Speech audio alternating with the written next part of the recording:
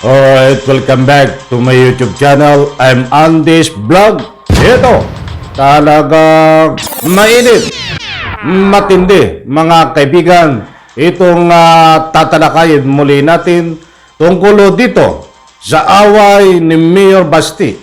At siyempre, itong si Senador Bongo. Parang mga bata lang imbis na atupagin ang kanilang mga posisyon sa gobyerno ay para mga bata na nag-aaway. Sige, magpanuntok kayo kung gusto nyo magpanuntok. Iyan ang gusto nyo Tuluyan ng iiwan nga ba ni Senadora Bongo itong kanyang amo na si Duterte. Tuluyan na nga bang bumaliktad itong si Senador Bongo nang dahil po sa naganap na pag-away at awayan nila nitong si Mayor Basti. Naku po, mga kaibigan, mainit na sa pinto. Iyan pong lahat at marami pang iba ang ating tatalakayin. At kung bago pa lang po kayo sa aking maliit pa na YouTube channel, inaanyayahan ko po kayo, please subscribe. Sabay-sabay po nating i-like ang video na ito kung nagustuhan niyo po. Nako, dire-diretso na po tayo. At hindi naman po lingid sa inyong mga kalaman, mga mahal kong taga-subaybay, ang usapin na away. Away, bata. Para mga bata lang, di ba? Talagang mga lumalabas ang baho, mga kaibigan. Sapagkat dito po sa nangyayari at nangyari sa rally, diyan po sa Mautog Rally sa Pampanga, ay nagkaroon po ng mainit na pagbibitaw na pananalita at inaway sa makatuwid itong si Senador Bongo nitong si Mayor Basti. Ang dami niyang sinabi, mga kaibigan, ba't ang bigyan po natin ang highlight ngayon ay itong dahilan. Isa sa mga dahilan kung bakit nag-away itong dalawang ito. Sabi nga ni Mayor Basti, ayon sa kanyang interview, kung bakit tahimik at hindi nagsasalita itong si Senadora Bongo tungkol dito sa marahas na pag-silbi ng warrant of arrest kay Kibuloy. Hindi pinagtatanggol ni Senador Bongo, mga kaibigan. Marami natalakay na natin yung iba, yung ibang mga dahilan. But dito po tayo magbigay ng pansin.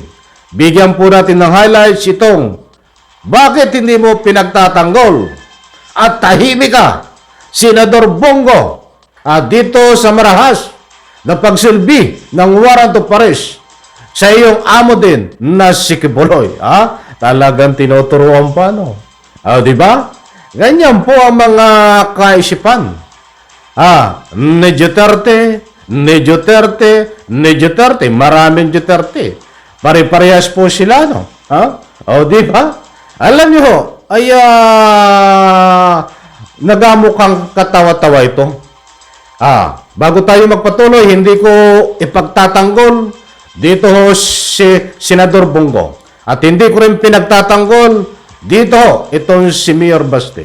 Ito ay pawang komentaryo, public opinion na aayon po diyan po sa kanilang galawan tungkol sa kanilang awayan. Naku po. Diba? Ano ang argumento mo doon, Senador Mayor Basti? Parang hawak mo ang Republika ng Pilipinas? Pag-aari mo ba ang batas ng Republika ng Pilipinas? Sa iyong mga galawang yan ay para kang naghahari-harian? Wala kang argumento, wala kang pinaglalaban. Kahit sa rally, wala kang pinaglalaban Diyan sa Mautog Rally. Sasabihin mong marahas? Sasabihin mong gumamit ng hindi magandang galawan itong kapulisan na nagsilbi ng warrant of arrest nananaginip ka ng gising. Sa isip mo lang yan. Tapos ngayon, uutusan mo itong si Senador Bongo kung bakit tahimik. Hindi ka pinagtatanggol at hindi pinagtatanggol yung sinasabi na ikangapoy marahas na pagsilbi ng warrant of arrest. Paano kahit pagtatanggol at paano magsasalita si Bongo? Matagal na akong nakakatunog yan na ang galawan nyo diyan sa Davao ay hindi maganda at hindi sumusunod sa rule of law. Yan ang masasabi ko. Dahil nagbabatay po tayo sa inyong mga galawan diyan. Ang gusto mo sabihin, gawin mo nga puppet, gawin mo tuta, gawin mo robot, itong Senador Bongo? Basta may nangyari sa inyo, kailangan kayong ipagtanggol. Dahil may utang na loob sa inyo, maliman kayo sa inyong pinagagawa. Kailangan magsalita at ipagtanggol kayo. Basta kaibigan. Yan ang lumalabas sa inyong mga galawan dayan, di ba? Pahapiyaw pa lang po yun. At padaan lang. Baka tayo maubusan na naman ang oras. Heto pa. Pangalawa natin topic. Mainit na usapin na drama lang di umano itong ginagawa ng dalawang ito. Para lang sa ganun ay makahingi ng boto, simpatiya itong si Bongo dito sa kabila. Sa kampo ni PBBM, sa kampo ng mga Pinklawan, ay dahil wala na po silang kakampi. Ang Pinklawan, hindi naman lahat ay sumusuporta na po. Dito sa programa ni PBBM. Sino pa ang kakampi nila? At nakakatunog di umano itong si Bongo na mahina at malalaglag siya. Bilang senador, ibig sabihin hindi na siya tatamain. Mahina ang kanyang karisma. Ayaw siya ng tao. Nakakatunog ko. Kaya gumagawa ng strategy, taktika para na sa ganon ay makakuha ng simpatiya dito ho sa kanilang dati ay inaayawan, kinakalaban na Pangulong Bongbong Marcos. Malakas din po ang tunog. Usap-usapan sa social media na gusto ng umanib at tuluyan ng iiwan, babaliktad na itong si Bongo. Gusto ng ika nga po'y suportahan. Gusto nang sumali kung ano man ang programa ni kasalukuyang Pangulong Bongbong Marcos. Nako, ibig sabihin lilipat na ng partido? Kaya pag galit na galit itong si Mayor Basti. Yung mga lahat po yan, mga kaibigan, na nasabi ko, ulitin ko, unang-una ay isang drama lang. At pangalawa, gusto nang lumipat ng partido, gusto nang suportahan si Bongbong Marcos, nitong si Bongo. At ano pa ba? Sa madaling salita ay iiwan na si dating Pangulong Duterte ni Bongo. Lahat po yan ay mga public opinion na pawang nire-respeto ko, mga kaibigan. Lahat po yan ay pawang punto de vista, public opinion. May mga vlogger ho na nagsasabi na ganyan din ang public opinion. Napakadami. Nire-respeto po natin yan. May mga mahal tayong taga-subaybayan din po ang public opinion. Sa mga nabanggit ko po, mga kaibigan, nire-respeto po natin yan, mga kaibigan. Wala po masamang tinapay sa atin. Malay mo nga, baka gusto nang lumipad dito kay Bongbong Marcos. Malay mo nga, baka ito isang drama. Mga kaibigan, malay mo nga, ay baka talagang tuluyan na bumaliktad itong si Bongo dahil hindi na masikmura. Ang ika nga po pinaggagawa sa kanya nitong kampo ni Digong, mga kaibigan. But ang gusto ko pong ihatid dito, ang isang lesson ho, mga kaibigan.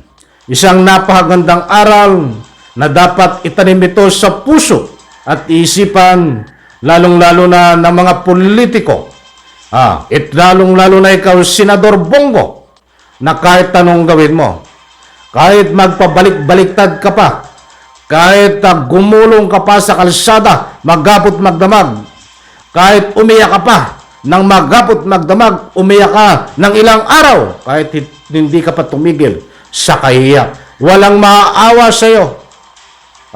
Hindi ka makakakuha ng boto. Walang may gusto sa iyo. Ano pa? Kahit ano pang gawin mo, magmakaawa. Kahit sumama ka pa kay Bongbong Marcos, hindi ka makakakuha ng boto dahil damage well done. Ginawa mo na lahat. Ang lahat ng utang na loob mo diyang sa Duterte, sa iyong amo, ay ginawa mong pambayad ang mga pwesto mo sa gobyerno. Lahat nakabayad ka man ng utang na loob kay Duterte. Ginawa mong pambayad utang. Ginamit mo ang taong bayan, pwesto mo sa gobyerno ay ginamit mo para pambayad utang. Mga kaibigan, yan po ang katotohanan. Paano ka pa gugustuhin ng tao? Disensya na tinanim mo sa iyong kukote. Bongo. Naglingkod ka ng tunay at tapat. Walang kaibigan. Kung ano man ang nangyayari sa iyong kaibigan mo man ito, parusahan. Hindi mo dapat ipagtanggol ng one side lamang. Bilang isang naninilbihan ng tunay at tapat na senador, dapat nasa gitna ka. Hindi! Nandiyan ka pa sa rally. Anong ginagawa mo? Justice for Kibuloy ang sinisigaw mo din. Kasama si Robin Padilla. Kasama si Digong. Kasama si Bato. Paano ka pa ibuboto ng tao?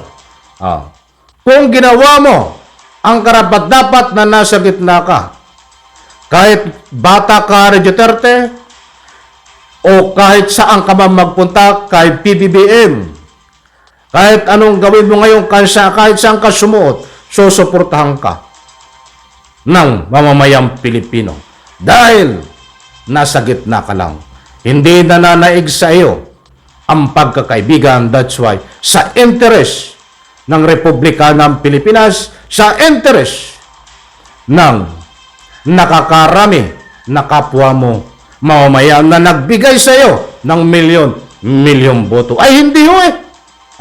Justice for Kibuloy. Imbes na ang isigaw mo diyan ay justice ng mga biktima ni Kibuloy. Ganyan ba ang isang senador na dapat iboto? Pues, hindi. Muli kong inuulit, kahit magpagulong-gulong ka, magpabalibalintong, kahit bumalimbing ka, walang matutuwa sa iyo na bumoto. Walang maawa sa iyo na bumoto. Hindi ka makakakuha ng simpatiya ng mamayang Pilipino. Huwag mo kaming gaguhin sa pamamagitan ng iyong mga estratehiya, teknik, kung ano man yan, na binabalak mo pa. Tumigil ka. Okay, alright. Alam ko mga kaibigan, nakuha nyo na ang gusto kong ipunto. Maraming salamat. Pagpalain po tayo lahat. Kinulang tayo sa oras. Gusto ko pang magbigay ng komentaryo. Kulang na tayo sa oras. Bigyan po natin na sa ibang pagkakataon. Isang like lang po sa video na ito. Mga kaibigan, boboto po ba kayo? Susuportahan nyo po ba itong si Bongo sa darating na halalan? Any reaction? Diyan po sa comment section. Pwede po kayo mag-iwan ng anumang public opinion. Bye-bye. Palakpakan.